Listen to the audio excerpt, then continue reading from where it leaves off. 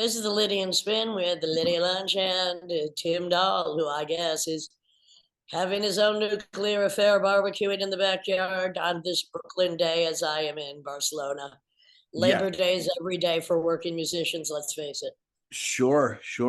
How is it in Barcelona? You know, the humidity lifted here, and it's actually a quite pleasant day. We're gonna grill tomorrow. Tomorrow night I fly to Berlin, and then I go to Hamburg to record, and then we perform. So I'll be seeing you shortly.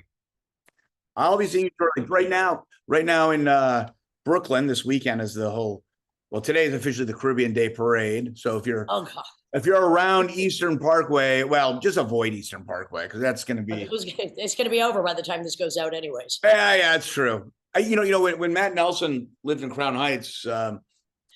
Meg was walking. I mean, the Caribbean Day Parade always has some action, and she saw a full gunfight between people and the cops. I guess the cops let out over 100 rounds. I mean, it gets pretty animated over there. All that's going on over here is, anti-tourist protests, and I don't blame them. Because there's just too many fucking tourists everywhere. Post-COVID, it's like every place has exploded. I'm safely tucked away in my tower. I can watch the seething masses below me grunting and trying to find something to do. I have a great view of the hotel I originally stayed at when I located this tower. And it's great because the top floor over there has a hot tub and some sexy couples, frolicking nakedly after dark.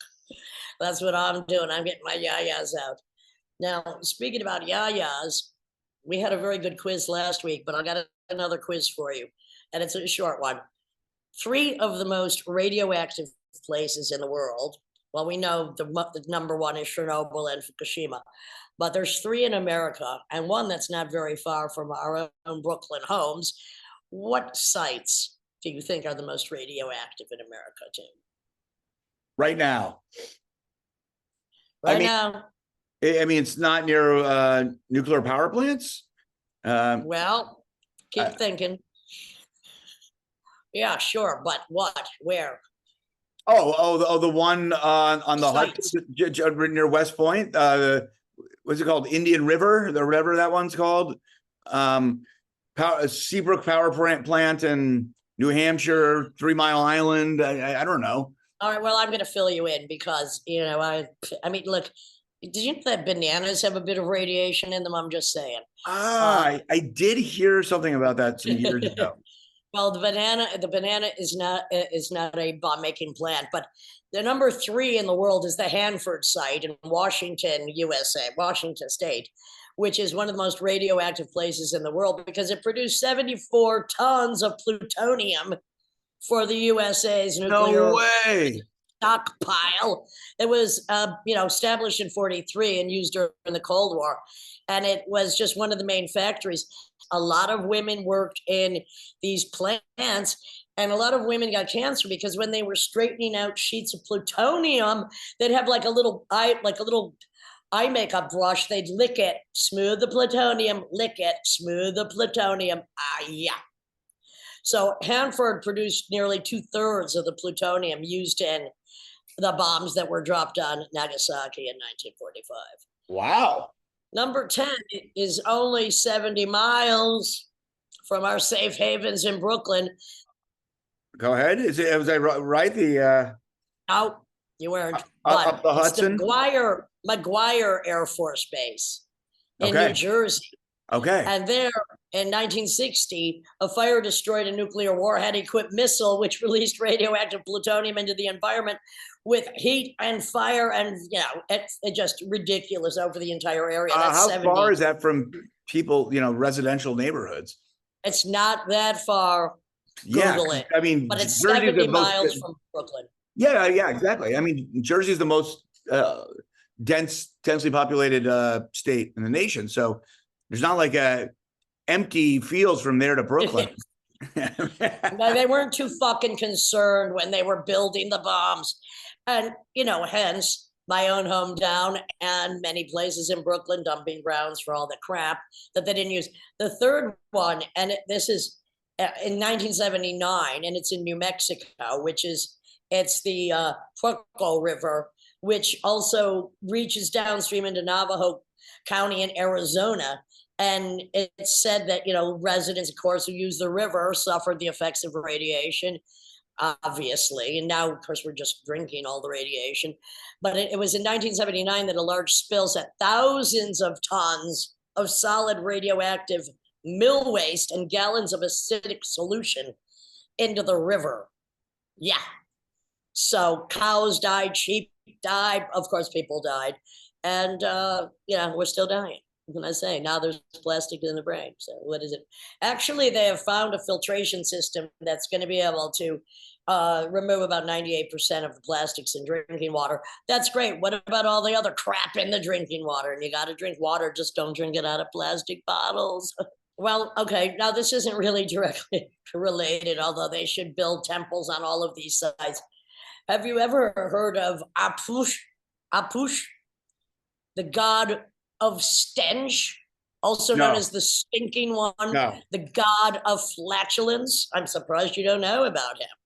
I mean, first of all, he's one of the most terrifying gods of death in the Mayan culture, but they're building this new train route in where a lot of the Mayan temples are, and they just found a new one. They stumbled upon it, and it's the god of stench, the god of flatulence, and it was discovered just recently. So, and this is near Calakmul, one of the largest and most powerful pre-Columbian cities in the Mayan lowlands. So, the god of farts temple complex seems to date back to 250 and 600 BCE. Hello, and it includes a small temple that built in honor of the stinking one, as well as a circular feature at the center of the temple with numerous human remains, fragments of skull and teeth. And he was also the god of death and earthquakes, and actually one of the most important death gods in the Mayan culture. And for this reason, he's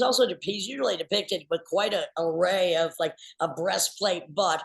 According to the myth, when a person dies, puke, it sounds like puke, burns their soul on their mouths and anus, and when the soul complains, he douses it in cold water, causing the soul to complain further. Now that's my kind of stinking god. Oh my God. Yeah, well, death cultures, they're everywhere. Yes. I mean, look, we have a flatulent contender for the presidential race, farting in court as he was. Yeah, that's stinking up the entire universe anyway. Well, it's looking neck and neck. We're gonna see what happens with that. Yeah, turkey neck and chicken neck. Did you hear about the two boys that got arrested for pushing $140 million, $140 million year old boulders? They're part of the state park, protected by the state parks at Lake Mead. I did, yes. And there's videos of them. I mean, if they're like 16 or 15, these are middle-aged men. They're in their 30s. What the fuck are they doing? And they might face they can face up to 10 years.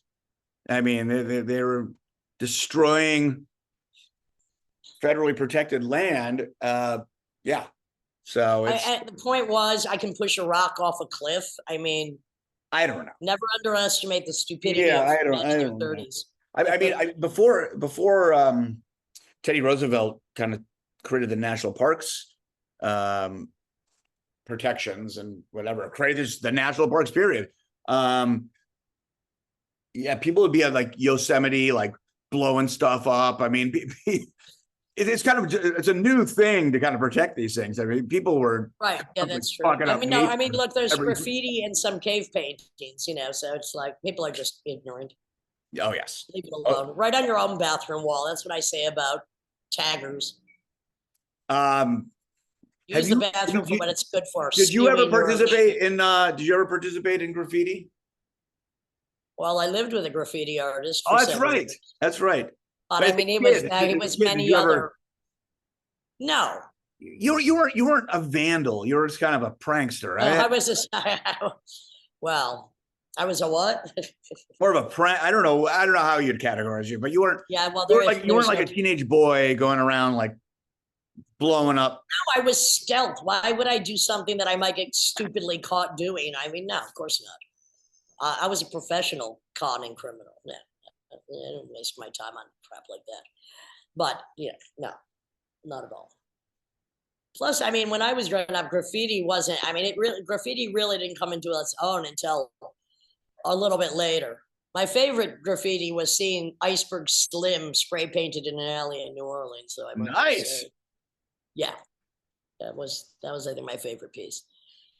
But that's about it. As the light is falling in my very dim tower. Well, you have a cross breeze. It seems like you're not fanning yourself. I'm fanning. My legs are fanning my my lower half, lower extremities. Yeah. No, I have a cross breeze. Everything's cool. I'm quite. Everything's going well. That's good. I got my hands full. I got a lot of shit on my plate. Well, I can't believe it, but as is the dull tradition that you're barbecuing the day before you're leaving for a few weeks. Whatever. I mean, people were asking. Yeah. People were asking, it's Labor Day. Like, what are we doing? I was like, all right. Well, I mean, I'm not going on tour.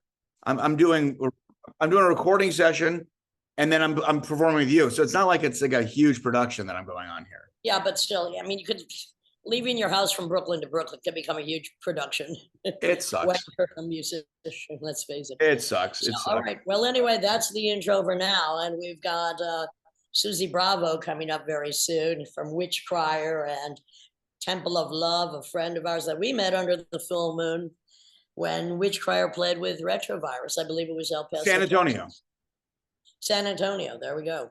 Now she's in Austin, so that's what's coming up. So.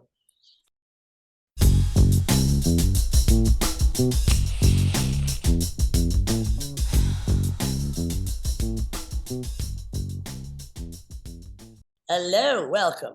It's not the full moon, which is where we often meet under, but the red blood super full Easter moon. Yeah, absolutely. So congratulations on getting a musician grant from the hometown of Austin, Texas. Thanks. It's good to see them actually, doing stuff for musicians. Hello, absolutely. And you're working on a lot of things right now. So let's just start sideways. So Witch Crier, which is how we met Witch Crier played with Retrovirus. And was it San Antonio? That was San Antonio. Right, under the full moon. Yeah. Under the full Easter moon. And now you're working on your third and final album. How's that coming along? It's going great. Actually, I have one more vocal session, and that's it. Well, Nemesis is one of my favorite songs. I just played it for a friend yesterday. I love it. I mean, it's just, for those who don't know, you should know that Suzy is one badass rockin' babe going towards a rock metal, so much more beyond that. I think with Nemesis especially, there's almost a little Fleetwood Mac and metal, which sounds strange, but it works so fucking perfectly. I'd love to hear Stevie do more metal personally. So I'm trying my best to the ethereal Stevie Nicks part, but I feel like there's so much of the rage and the anger and the that other part too. So it's cool to have that freedom to do both, to bring all of our sides. You are a musical schizophrenic, if at the very least. and also with the stuff that you're doing, I like the psychedelic aspect also. That's in there, which brings again a third element to the mix. And speaking of third element, because you have actually 4 major projects going on right now, and one is Temple of Love, which is a bit more psychedelic. And what's going on with that? So Temple of Love is a husband-wife band. Me and my husband formed in 2019. Initially it was a side project. He was in his doom band, Destroyer of Light. I was doing Witch Crier. We were both touring and doing our own thing. But it kind of came together organically. I always was that person that was like, I never want to perform or be in a band with anyone that I'm sleeping with or making out with or in a relationship with. Those things are kept separate. I'm my own identity. But we had a lot of fun. And I was like, why not? I love the songs he's writing. I love the songs that I write with him, and it's a different side. And you have a female bass player? We do. And she Omega, she's actually the third bass player we've had. We've been through a few changes, but so far the best. She brings this extra heavy into it, and this like makes and this darker sound, and we've been evolving with that. We sound we're going more in that post-punk dark wave era. We love feeding off of each other, our bandmates, and I feel like we didn't start thinking this is exactly what we're going to sound like. We're going to see where this goes. But we did start with this thing that we were influenced by, like Suzy Sue, The Cult, and, Killing Joke and stuff. But that might be the influence, but I mean, it stands on its own, and it definitely veers toward harder rock, more psychedelic, and whatever goth elements that might be in there, they're well disguised to my liking. Thank you. Just saying. I know what you're saying. I feel like a lot of it does. I love goth and I love the new bands that are out there, but they are starting to sound a little more cookie cutter. So I'm really trying my best to kind of not lose who I am in my music. No matter what I do, pieces of me have to be in it. I'm not just taking on a new identity. You know what I'm saying? So I do. Are you touring with Temple of Love and at the moment, or I know you just had a couple of shows in Austin and couple of months ago. We are performing locally, but we're getting ready to go back in the studio at the end of the year, record our debut album. You have a single out now and a video. We have 2 singles. We have Bury Me Standing and another one called Last Call. And then the video for Bury Me Standing features a harmonica by Walter Daniels, a local harmonica blues legend. He's fantastic. Yeah, it's more of a bluesier kind of heavy rock, raunchy kind of tune. Well, and speaking of heavy rock, bluesy, raunchy, when I was in Austin last and we were hanging out, where did we go? To a barbecue, and who was playing? Oh, man, Gary Lindsay and the Pleasure Tide. Oh, what a legend. And that was a good time. Yeah, that was. I just saw him actually a couple of weeks ago. Our local metal family establishment, the Lost Well, I believe you played there once, just announced that they're the owner of the building is like closing it up. Like he's selling it, and he sent the owner a text, said, you've got 60 days from the time of signing that you're going to have to move. And so it was like all over the news recently, and it's been like a big to do in our town, in our little corner of the world. And so they had Lost Well had their 11th year anniversary party, and Gary Lindsay performed. And I want to say, I freaking love the hell out of this guy. One thing he did say on stage, he's like a preacher up there. He's preaching. He's trying to get a bit of Joe Cocker in him. Yes, very Quite much. a bit. Yeah. He took us to church, and he said, in the face of adversity and when shit's pretty much hitting the fan in your life. I mean, this isn't verbatim. He said, don't let that bitterness, take over your heart. You gotta face it with love. Well, he, like all of us, have been plowing the field for a long time. That's right. We can't just sit around and just be angry at the world. We've got to move and I've never met. My anger's reserved for the stage where I'm paid. Thank you very much. Other than that, can I talk about the first time I heard you sing? Lydia and I were, you guys were opening up for Retrovirus in San Antonio, and your other band, your older band. With Witch Crier. And we were like sitting on the side going, whoa, she's got some pipes. When did you know, or did you like learn? I don't know, sometimes people learn in the church, or were you like in a rock band at a young age? When did you start really going for it with your singing? When did you say on stage? When did you start belting it out? Yeah. Shit, I'm still trying to figure that one out. It just kind of happened. It was always, I say, screaming in my head, I writing on bus stop schedules, random words that didn't make sense. I wasn't in a band. I just, I felt, there's something inside of you that tells you that you can do it, even if you've never proven it or done it out loud. I was always around better singers than me, people who were always ready to Hey, sing. wait, better singers than you. Okay. In my mind at the I time, got as it. a kid, I had friends that were sopranos in choir. I was in choir, but I was the alto girl who kind of just blended in. And but it really took one day. I had a nervous breakdown when I was about 18 years old. And I was living in the South Side, San Antonio, working at a Chuck E. Cheese, and all my friends were getting pregnant around me, and I was Enough to give anybody a nervous breakdown. And one day I remember I was like that little girl in Poltergeist staring at a screen on TV and just like losing it. And I thought, I need to get the fuck out of here. And this is cheesy as fuck and very bad pun. Excuse me? Chuck E. Cheese. Bad pun. Yeah, that was a bad pun. But I one day I was like reading I think it was like Spin magazine or something, and there was an ad for like the Musicians Institute in Hollywood. And I submitted a cassette with like me singing I think it was a Tori Amos song, a cappella. And then I wrote an accompaniment to like a cheesy poppy song that I got my friends to like play backup on. And then I got accepted, got the financial aid. I had $200. Wait. Yeah. 1 minute, Suzy. You were your own America's Got Talent, and that was ridiculous. You make a freaking replay of a Tori Amos with a pop track by friends. You send it to Hollywood. Cheesy as shit, yeah. And you get what? What do you get? I got on a bus, a Greyhound, my mom crying, my sister crying, and I'm like, I'm getting the fuck out of here.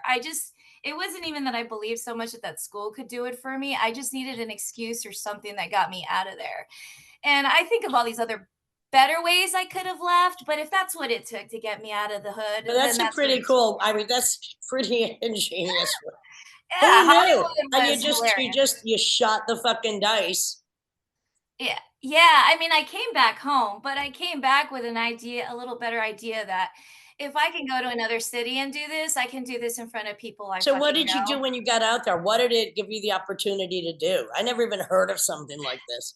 In the back of Spin magazine at the time, remember? No, Suzy, I want to hear this story, but I have to be honest. I was hoping what sparked it were the animatronics puppets that sing at Chuck E. Cheese. And that launched your career. It's cheesy, and I'm like, which by the way, they are retiring all those things, all those animatronic puppets from Chuck E. Cheese, with the exception of I think 2 in the country. Because lots of girls got pregnant back there. Well, there's not just that. Well, whoa. I was never at Chuck E. Cheese. You're saying they're being so in the works of all that animatronic staging that people are fucking back there. That's cool. I didn't know that. But at one point they decided to make it a blacklight room, like this behind the animatronic stage, which I was like, who came up with this idea? What? There's some inside information. Cool. It was at the one specifically on Southwest Military Drive in San Antonio. I don't know if any other Chuck E. Cheese did that, but our Chuck E. Cheese did that. And they had something to relieve the boredom. Pregnancy should not be what really was it just like so let me ask you, because this is going in a direction I did not anticipate, and I'm psyched about. Talk about Chuck E. Cheese. Yeah, no. So you're saying there's like orgies going on behind the animatronics, or are people being pimped out there? Like what's going on? Some kind of like, Game Boys, big game girls hooking up, having a good time. They got the mood set. They got the Chuck E. Cheese music going, So, when people talk about car wash playing. When people talk about music, like in their formative sexual experiences, they whatever, some song or something, but these kind of clanking of these things moving around, these kind of robotic things, and then those children's songs, that must have been really insane. And then getting knocked up to that. That's right. Well, the CEO of Chuck E. Cheese said they're retiring them because, quote unquote, they're creepy. And they're scaring kids. Tim Dahl, who knows everything about everything, is the only person on the planet who probably knows they're retiring those things. I'd never even been to Chuck E. Cheese, so I have no idea what you're referring to. I was the fucking rat, I was the rooster, or the hen, and I was the dog at one point or another. And those fucking costumes stink. Like 18, 19 years old, and the Game Boy would call out sick, and Suzy had to come in and dress up. My God. Anything for a buck. No, but this is answering the question. No wonder you're like, I'm out. Because if you have to deal with that every day, screaming kids, they're yelling at you. Video games, costumes, video game shit, smelly costumes, and then every other girl working there is getting knocked up. You're like, yeah, I'm in the wrong place. This is not where I should Hollywood, be. I'm coming home. If I'm gonna be here, I might as well be in Hollywood. That sounds like a beyond a nightmare. People wear chicken costumes on the corner of Hollywood and Vine. I mean, you know. Mm-hmm. So all right, so you go out there. What happens? I got a job at Tower Records on Sunset. I was going to MI. My mentor, they when you're in the vocal program, they put you with a mentor, and I got Carol Rogers, phenomenal singer. She'd been singing for Sergio Mendez's band for about 20 years. And after a couple of months of meeting with her, one day she looks at me and she says, you know, the best experience you're going to get is not going to be here. You need to get out into the bars in the take it to the stage, to a shitty PA, and with who you are, you're just not going to get what you want here. And then I quit. I didn't finish school. I took my ass back to San Antonio, and I checked myself into the University of Taco Land.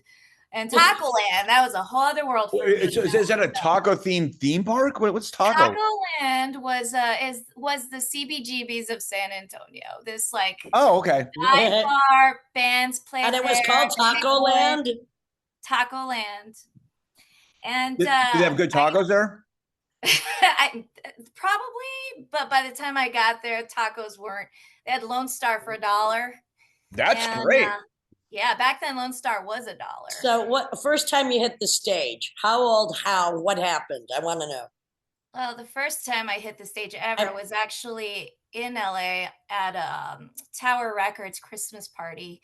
We formed, all the employees at Tower got together, decided to make a Christmas band for a Christmas party. And we called ourselves the Compact Dicks. We played Led Zeppelin, we played X, we played, some cool What X song? What X song? Los Angeles, of course. Yeah. But then on the way back, actually my first day at Tower, I met Exene and the whole band. It was when the X Anthology came out, and they were doing an in-store signing, and they let me be the first girl in line on my first day. Oh, you must have been so happy. John Doe, I'll tell you, he told me not to tell anybody this. Good. But he comes up to me while I'm trying to figure out my way around the store, putting up CDs in the world section. He comes up and he says, excuse me, Suzy, don't tell anybody this, but can I have one of those Spice Girls posters?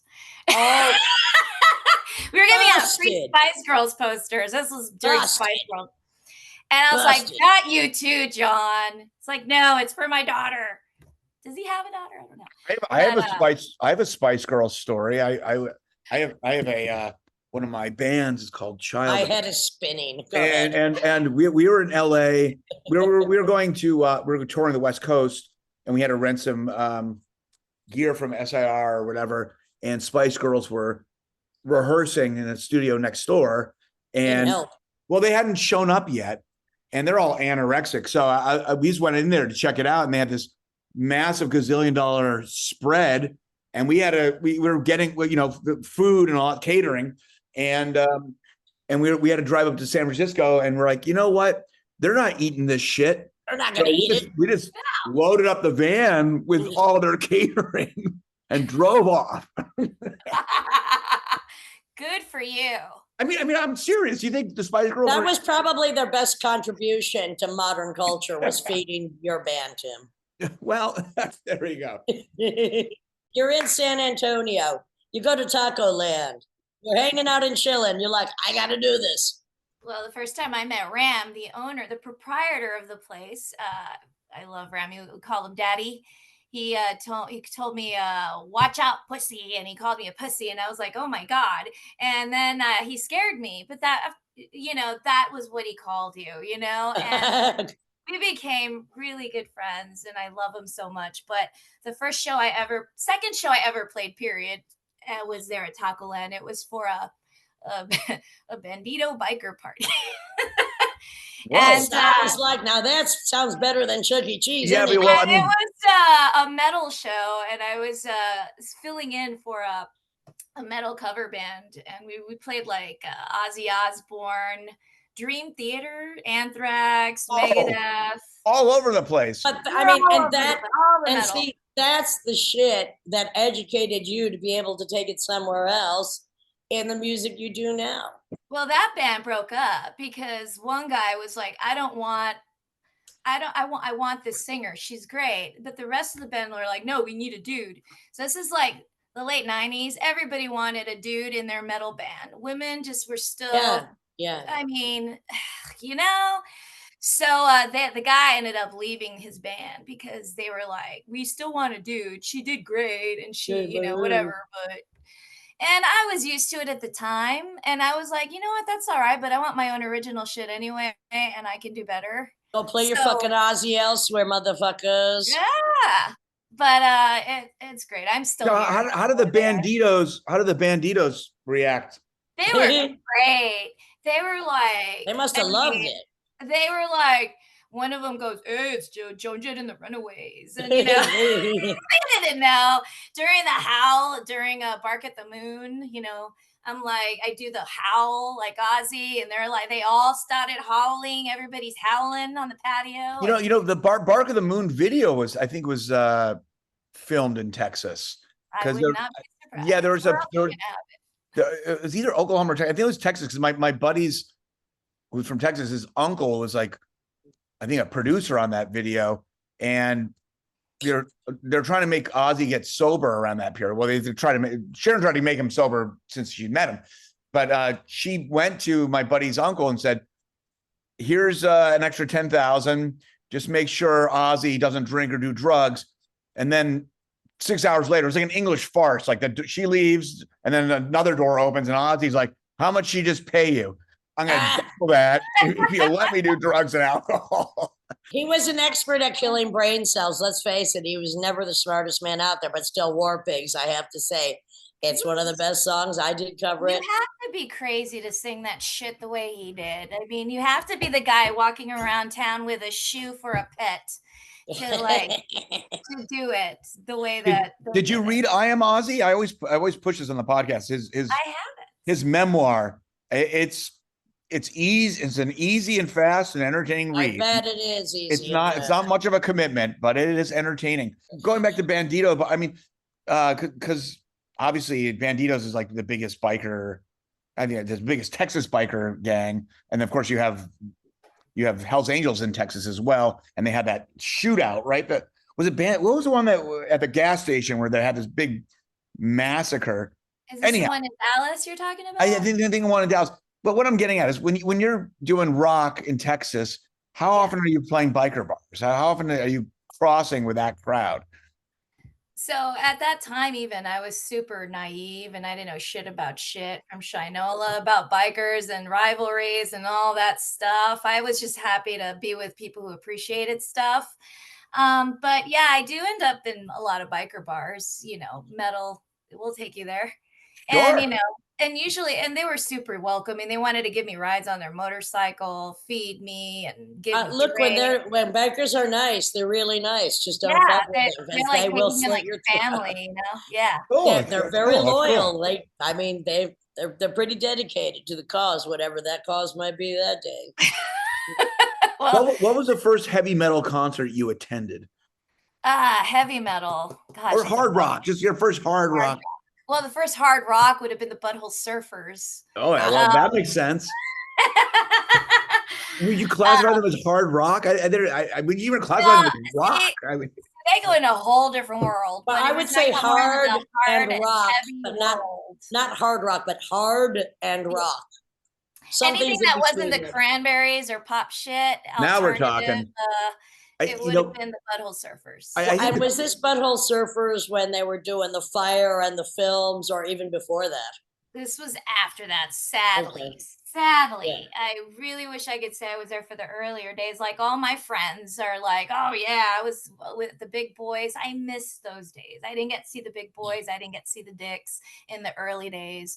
All those bands played at Taco Land, by the way, and that's the world that I come from now. But I found my place at Taco Land and who I was. It's not going to be on your tombstone. I found myself at Taco Land. I found myself, lost myself, and then found myself again at Taco Land. Being a gringo in the Northeast, with the way heavy metal evolved, and when the hybrid of goth and metal started happening in the 90s, I was like, well, where did this happen? Where did this come from? But I think like California, Texas, I think that collision was there because those still to this day in many ways are very different tribes up in the Northeast here. And it's an interesting hybrid. I guess Ministry was a little bit involved in that, and the kind of industrial hard rock stuff. But also, Tim, the bizarreness of the psychedelia coming out of Texas. I mean, when we think of Rocky Erickson, or when we think of even early Billy Gibbons, or when we think of was it Blood Rock that came out of Texas? So there was some very bizarre psychedelic shit happening. Well, there's psychedelic, and maybe you consider free jazz psychedelic because Ornette Coleman comes from Texas. Hello. And, I mean, it's not psychedelic, the genre, but it's psychedelic. It's pretty. Yeah, it's right. It's psychedelic in a more philosophical sense. Philosophically psychedelic. You know, so for people that aren't from Texas and haven't spent time in Texas, I have actually. There's really incredible things about Texas, but the cliche, the generic spotlight, or the generic narrative, there's always negative narratives, just like people do about California or Chicago or New York. The dark sides of Texas. Have you had bad experiences with that, or is that all overblown? When I hear about just the politics and racism and all that stuff. I mean, obviously that exists everywhere, right? So then it exists everywhere, but personally, I'm too terrified to set foot in Jasper, Texas. You know, there's still parts of East Texas that, right, they're not as bad as they used to be, in the sense that there are people out there trying their best to overcome that. I remember during the Black Lives Matter protests, I remember them showing Jasper and showing this town and there was a small group down there protesting. And I was like, God damn, you know, they have the biggest balls on the fucking planet, you know? Even in the Texas Monthly, they'll still write stories about, you know, kids being dragged in the back of trucks for being Black. And you know, it's still, there's still a lot of so I didn't realize, I was touring and I had to go into Louisiana. From not being from Texas, I was always thinking West Texas was terrifying, and you know, you're in the middle of nowhere, and if the town fucks with you, you're pretty much screwed. But I got a good insight to East Texas on those Louisiana border, and that's a whole other fucking game. You get a whole other like Southern states kind of union shit going on. Yeah, totally. West Texas is more Mexicans are out there saving the planet, you know, but but I guess the isolation of West Texas, you know, there's something scary about that, but the organized elements of East Texas. I almost had a share. I almost got shook down at a gas station because once you start going in towards Louisiana, a lot of you're taking routes that are not on interstates anymore, and you're going through these towns. And there was like something went down where basically I was touring with this band, and they thought this woman that was with me was a prostitute. They thought I was trying to pimp her, which was not the case. And they were basically like, "Where's the show?" Or they had an undercover cop. They're like, Where's the party? And I was like, what the fuck are you talking about? It's like, we're a rock band. And the guy's like, we threw him off. Yeah. But what I realized, I was like, oh, this guy's trying to proposition me for a sex worker. But then later I realized, oh, that was an undercover cop. And we were on their turf because, you know, the cops had their own whorehouse. They're fucking running down the street. Hello. And they were wondering if I was going on their turf. And I basically gave them the truth. And the only answer I could give them to get away was, we're a rock band. And they knew, like, oh, actually, maybe that's the truth. Well, see, Tim, the difference between you and me is whenever I'm asked what I do, because they never question, because they don't know what it is, I always say I'm a poet. And they're just so confused by that they never even question it. Well, those boys, if a boy says I'm a poet, they might rough me up. Could be bad news. They might rough me up. Exactly. Oh, you might like it. But I cut you off. So I mean, obviously you have your community and you have your great experiences and you have your own reality, which seems pretty safe and all that stuff. But I guess what I'm getting at is, has Texas messed with you before? That's what we're getting at. You know, I've had my moments, you know, to anybody that could be listening out there. I'm a Mexican American woman. You know, I grew up in the West Side. I was born in the West Side of San Antonio, predominantly Mexican, a redlined neighborhood, where, you know, there was a time when German families lived there, but then it's now like the barrio. But now it's in the face of gentrification and so forth. And I grew up in the South Side of San Antonio, where you just see pawn shops and payday loan places lined up after another. I had to find myself in different other areas to find my music that weren't in my neighborhood. I had to take 3 buses to go to Taco Land or to go to some other like artsy neighborhood where the college kids lived, and then eventually get my own apartment out there, you know? But whenever I ventured, when I moved to Austin in 2015, I got a job working at a barbecue joint down there on Barton Springs, you know, and in that area, you know, downtown. And I remember walking to my bus stop, and a Mexican woman tells me in Spanish to watch out, that ICE are down the street and they're cracking down. I think she assumed that I was an immigrant and that I was undocumented. Sure. And that bugged the fuck out of me, that, you know, that one, the crackdowns were happening. Yeah. That, and 2, like, you know, it's just like that I would also potentially be stopped by fucking ICE, even though I was born and raised in Texas, and I'm like 2 generations down from veteran military men that served our country, you know, like we've done our fucking time. But in me being 3rd, 4th generation, I still have to worry about that shit. Yeah, well, and super white fascismo doesn't care if you're brown, light brown, born here, not born here. You're still other, and that's what they're after. What about Mexican Americans who actually want to side with the whites on this one, who've been here for a few generations and are turning and stabbing, I guess, some of the well, with that, let's in the back. That's a lot of friends. I have some acquaintances and even sadly friends that are like, well, my family got here and I'm fine. Now we need to secure the border. And it's like, oh, okay, now you're here. Now we can secure it. You know, and it's like. But you see it here.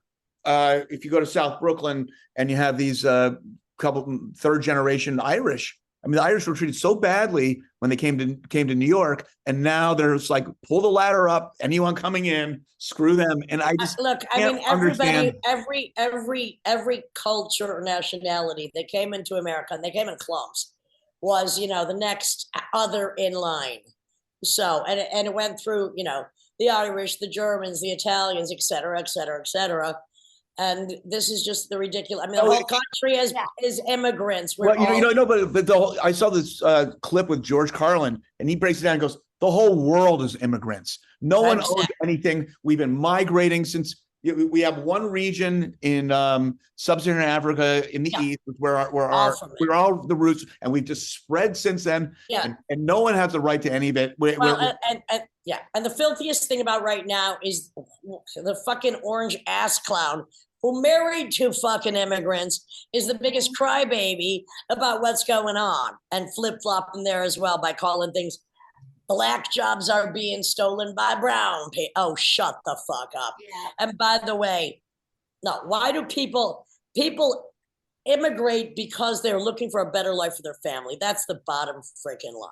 And I was an intake specialist for a women's empowerment group, and it was for therapy and psychiatric services. And I sat with a woman, and she was a Spanish speaker. She was Guatemalan. She walked here from Guatemala, walked here. She had to leave her children, and she talked about her childhood being raised, and she wants to get her kids away from the sexual violence and how she needs to work to get them over here and protect them. And she's crying. And I was like, this is so fucked up. This woman should have asylum here. You know, she's trying to do better. She walked here from fucking Guatemala. She works her ass off, and she just wants to be a good mom to keep her kids safe. It makes me mad. It's the whole thing. It's infuriating. No, it's infuriating. I met not Mexican, but I did a festival the other week, and the chef they had on the festival is a Russian refugee because he refused to fight in the war, and he went. He was a little younger than me. He barely can speak English, but he had to hide in Kazakhstan, and then got into Cuba, and then from Cuba came up through Mexico, and he happened to I think he entered in New Mexico, and he happened to come across there's these hikers of my friends that are on a trip, and he just basically took a risk and put out an ad, had someone translate it, like, I can cook for any of your events, I can do all that stuff. And these people said that they met him, and now he's in upstate New York, and he's like cooking for this arts foundation. What's sad is a report just came out that said 44% of Americans, first of all, are living at the poverty level. That's almost half of America, because wages have not caught up to inflation. We know this. And even if there's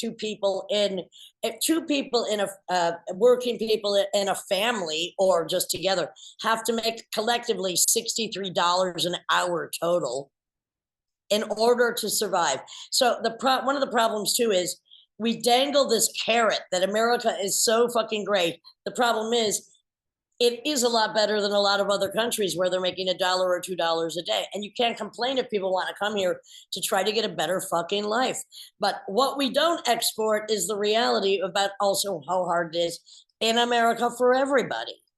And when people complain that we don't want the migrants taking away jobs, they're doing the jobs nobody else wanted to do anyway. So shut the fuck up. You know, this is the sad thing. We already killed all the natives and the Mex, and a lot of the Mexicans we shoot out from places that were already there by design. They were here by the design. So stop it, people. It's gotta stop. Yeah. It's gotta stop. Are you a Rod Stewart fan? Well, that came out of left field. Well, I'm trying to think about all the influences. And you like the kind of rock and roll soulful combination and early only the early Faces, Small Faces, only up until Gasoline Alley. I love the Faces so much, but I have to admit I did cover "Do You Think I'm Sexy" one time in my disco review. that's the disco. Now you're speaking Tim's language. Yeah, I think I prefer you like his new wave stuff afterwards. Would you say embarrassment? Would you say Ronnie James Dio has soul? Fuck yeah. Yeah. Fuck yeah. Have you checked out his the soul of every Italian nonna and opera singer of Italy? Oh yeah, exactly. His doo-wop stuff is a greaser before he goes heavy metal. Okay, wait. Speaking about opera stuff, let's talk about one of your other projects, Suzy. That brings us up to that, which is like Italian Goblin-based, Suspiria-based Italian horror soundtrack opera rock. It's we're very proggy at the heart of it. We're heavy, we're hard rock, but what is it called? It's called Suspiriorum. What is it called? Suspiriorum. It's of course a tribute to Suspiria. We just celebrate that era of Italian horror, but also our music is kind of going in celebrating a little of everything. We do the zombie shit, the possession, like Exorcist kind of shit, Carpenter, all that, but it's all original, just inspired by. And is that just a recording project, or are there concerts with that or not? Right now, it's just recording. We've got 3 songs we released, including one Blue Oyster Cult single. And that Blue Oyster Cult single, I have to admit, the song was not my favorite to choose from. I would choose Flaming Telepaths anytime over I Love the Night. But we did it in a way that's a little bit different. It was a little bit more like Jane Says addiction-y. Like the only thing we're missing is the Jamaican steel drum to have that sound. But that band is very proggy, and I love it because there are no rules for a singer when it comes to prog rock. No, you could get weird with it, and just they let me get weird with it. Do you prefer the more avant-garde prog rock or the more fantasy art Ren Fair prog rock? I mean, more the experimental weird. Yeah, okay. Well, a lot of people don't. Big prog heads don't really differentiate. Like, I was going down a wormhole listening to like Magma and any band, and I was trying to hear for vocalists, but it's just all instrumental shit. It's hard to find vocalists that sing prog rock. I'm listening to like Steve Hillage and everything. I'm going down the rabbit hole. And then I thought, you know what? If I'm going to be doing prog, I'm not listening to any other singers and getting inspired by them. I'm just going to do weird shit and do my own thing and see what happens. Suzy, there is a town in Germany called Würzburg, and they have a community of extreme prog rock nerds that do Magma karaoke once a month. Oh my! And by the way, there's no women to be seen for miles. Suzy, buy your ticket now. We're going, Lydia, Tim. Can we go, please? They're looking. I think they would welcome you with open arms. I mean, it's very earnest. No one there's bad, except for maybe some of their questionable tastes. But they're very. I don't even want to ask what they dress like. I know that's a minor element. But the main guy, Charlie, that runs it, the ringleader. He's got that. Who's the lead singer of Scorpion's name again? No idea. Klaus Meine or something like that. He's got that kind of like froey mullet, but going bald down the middle. And I had a feeling you'd say something about a mullet in there somewhere. And he's like, he's really competitive. God. They're all sweet guys, but what I'm getting at is, they can't differentiate, say, Japanese ruins prog from Stradivarius or something. They're kind of like, it's all the same. It's all the same. I'm like, I think there's a line in the sand, at least with me. But keep on going. Let's talk about your prog. Anyway, there could be nothing more oppositional to prog rock than another one of your projects called Tits Out, which is your Plasmatics cover band with Ritchie Stotts guest appearing in, and you're doing some shows around Halloween, correct? We had Ritchie on the show. Tits Out is Omega, my bass player from Temple of Love. Cece is our guitar player, and Steve, my husband from Temple of Love, and John, our drummer, John Party. So I started this idea of like, I just want to do Plasmatics. I see all these tribute bands, but they're usually tributes to either Stevie Nicks or men bands.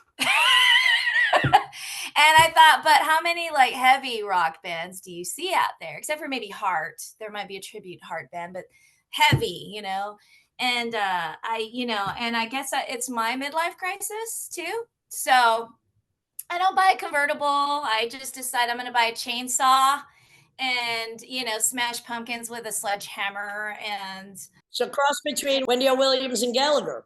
Yeah. The cool thing about doing this is just the fans that are out there, these younger generations of kids who never even heard of the Plasmatics, and they're really into it. They're in the front rows. They're like trying to take pictures with us. And we have to tell them this isn't our music. This is the Plasmatics and Wendy O. Williams. And I'll grab their cell phones and put it in their hands and like, they don't care. Show them. And they're like, oh my God, I have to buy that album. And but they don't care. They're all about cosplay. They don't care about that. So is Ritchie Stotts coming to do the October shows with you? So yeah, last year in October for our buddy from a local screen printer who has a shop called Pallbearer Press House of Stuff. He's having his 3rd year anniversary this year, and he invited us out, and he's bringing Ritchie down. But last year he had Ritchie down and had us playing, but Ritchie was just doing a signing, and he wanted to introduce us onto the stage. He did a Q&A afterwards. We got along so great, but also like seeing him in the audience while we're playing his songs was so fucking surreal, because we're like, Steve, my husband, he'd never even heard about the Plasmatics, and so I was like, hey babe, do you want to be in my band? And he's just like, oh my God. And he was just so happy, because like Ritchie was just had this grin on his face from ear to ear the whole time, and I was just so happy to do that for him. And then and he said later on that he was inspired to start playing again, and so he's playing music again and busting out the guitar, and he said he wanted to do this when we were invited, and yeah, we're stoked, we're excited. It's who gets invited to play their tribute band with an original. I assume you can't blow up cars on stage. I think those. Well, maybe for the 4-year anniversary. This year, I'm planning a bit more of a stunt. I'm not going to say too much. Except that I'm going to use all my power tools this year. And yeah, so each time I keep trying to push that envelope a little bit more, bring more onto the. So you're not bringing? Are you breaking out a drill dough? I had to ask. I don't want to steal your stunts. That's I don't put that out on the stage. I'm no Jamie Foxx. I mean, a drill, whatever you put on the end of that drill, it better not have any ridges. I would think that could be dangerous, but I don't know. I drilled it. I think that's the perfect ending for this podcast. I think we'll leave everyone with the thought of that. Perhaps a dildo into a pumpkin on Halloween with Tits Out, Suzy Bravo's Plasmatic cover band, Temple of Love, Witch Crier with their final album almost completed. Can't wait, and just check it out. And really good to see you, honey bunny. Great to see you. Thanks for inviting me. Talk Chuck E. Cheese, Taco Land, bikers. And by the way, I've been with our friend that I met at your house. I've been in touch with him, and his writing is pretty good. Oh, hell yeah. I came over. We had a good time. Remember, he almost cut his hand off. Oh, man. Good guy. I need to play dominoes with him someday. Absolutely. No, he was a domino fetishist. Exactly. Texas has it all. It has it all. Sure do. Come back. Oh yeah, you are coming back soon, right? I hope. I'll think about it. Maybe with JT Haversack. I mean, we got the stand-up comedy tragedy routine going. Tits Out. We're playing that Altercation Fest, Comedy Fest that JT's got. Oh, great. When's that? November. So he's got like members of Kids in the Hall and a bunch of cool dudes and bands, and we're one of them. Excited to do it. Absolutely. All right, then. This is the Lydia and Spin with Lydia Lunch. Tim Dollar's got to go to the backyard and barbecue because it's Labor Day. We're recording this a little early. And Suzy Bravo.